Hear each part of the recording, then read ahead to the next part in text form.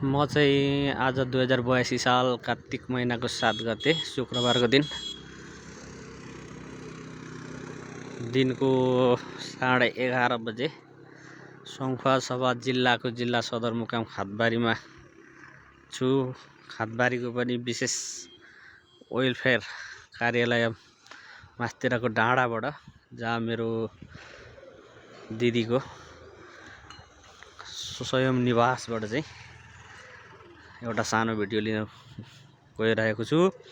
यो चाहिँ जिल्ला सदरमुकाम सङ्खुवासभा जिल्लाको जिल्ला सदरमुकाम खादबारी हो र यो पाटो चाहिँ पछाडि बनेको पाटो, जिल्ला सदरमुकामको पछाडि बनेको पाटो अन्तर्गत पर्दछ। यहाँ देखिएको पारी देखिएको ट्याक्कै यो चाहिँ आरती होटल हो। आरती होटल एरिया। यो सबै क्षेत्रहरू चाहिँ मैले देख्दाखेरि 1-2वटा सीमित घरबाहेक थिएनन् 2057-58 सालमा। जब मैले अध्ययन गर्ने क्रममा चाहिँ 11-12 क्लास अध्ययन गर्ने क्रममा चाहिँ सङ्खुवासभा जिल्ला सदरमुकाम खादबारीमा बसेर पढेको थिएँ।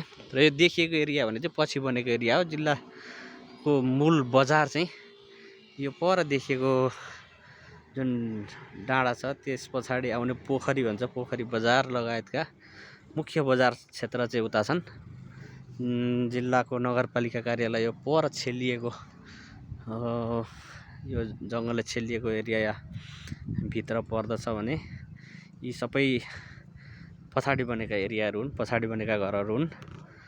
यहाँ सिधै मुनि देखिएको वेलफेयर केन्द्र हो। पहिलेबाट मात्रै यो ठाउँ चाहिँ यही वेलफेयर कार्यालयले चाहिँ चिनाइने गर्दथ्यो भनेदेखि अहिले चाहिँ यो ठाउँ सबै नयाँ बनेका भवनहरू, नयाँ बनेको संरचनाहरूले गर्दाखेरि लगभग पहिले देखेको मान्छेलाई चाहिँ एकपल्ट यो परिवर्तित सहरको रूपमा परिवर्तित ठाउँले चाहिँ अचम्ममा पार्दो रहेछ।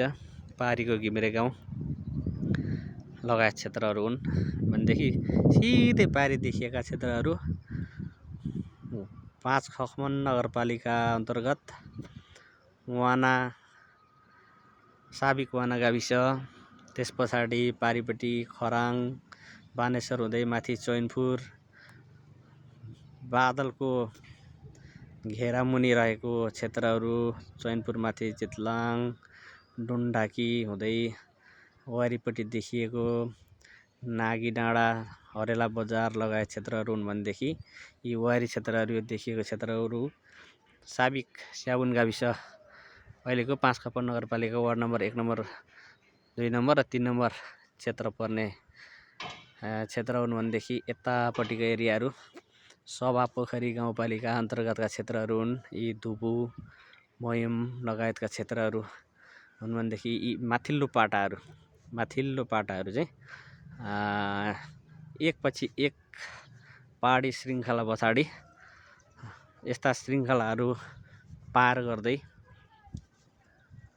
माथिल्लो इलाका हिमालय क्षेत्रमा पुगिन्छ, जहाँ मकालु हिमाल लगायत हिम श्रृङ्खलाहरू अवस्थित छन्, जुन यहाँबाट चाहिँ क्यामेराबाट कैद गर्न सकिँदैन। यो चाहिँ माथि शेखामाथिको डाँडाबाट चाहिँ कैद गर्न सकिने अवस्था थियो होला। यहाँ मास्तिर खादबारीको नयाँ बजार तत्कालीन अवस्थामा भनिने नयाँ बजार एरिया पर्दछ, त्यो पनि यो बिरुवाहरू रुखहरूको कारणले गर्दाखेरि यहाँबाट देखिँदैन।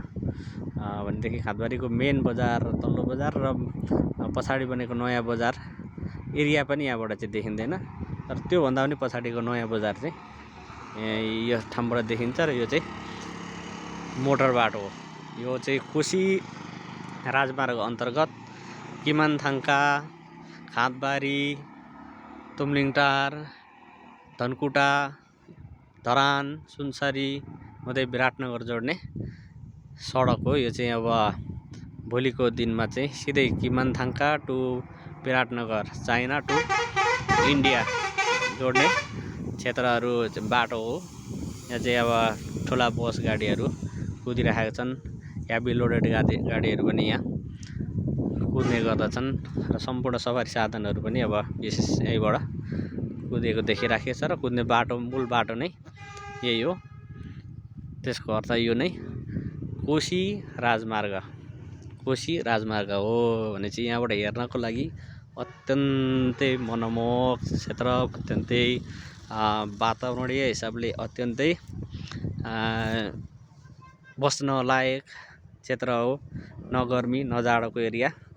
यहाँ तलतिर देखिएको चाहिँ यहाँको नयाँ खेल मैदान हो। सङ्खुवासभा जिल्ला खाँदबारी सदरमुकाममा रहेको नयाँ खेल मैदान हो भनेदेखि यसको वरिपरि चाहिँ यो नयाँ बस्ती, नयाँ सहरको रूपमा चाहिँ परिवर्तित भइसकेको देखिन्छ।